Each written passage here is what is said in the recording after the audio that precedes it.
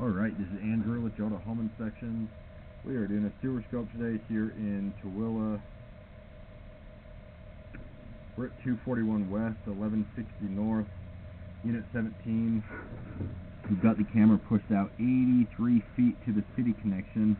And now we're going to pull it back and record it and see what we find. So that first connection point is called the nose on. That's where it goes from the lower lateral into the main city line. Bear with me, I'm going to need to adjust the camera.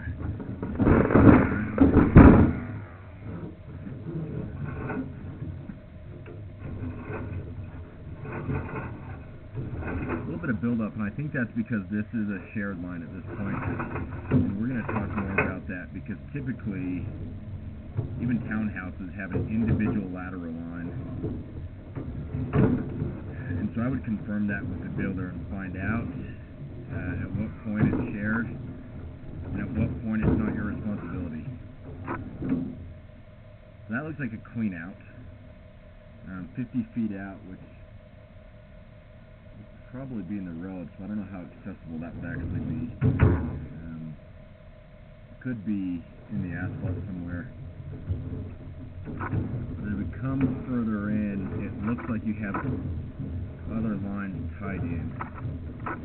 Should get there any moment.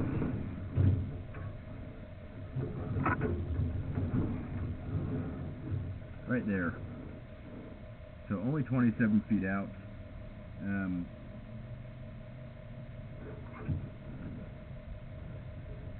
That makes me wonder if this line that we're in is some sort of a shared HOA line, and then maybe it drops into a city line, but I would confirm that. Typically, with this new of a house, you don't have shared lines. You have your own individual line, or it feeds into an HOA line, which you wouldn't be fully responsible for. But I would verify that, because it's not typical to immediately have a shared line that close.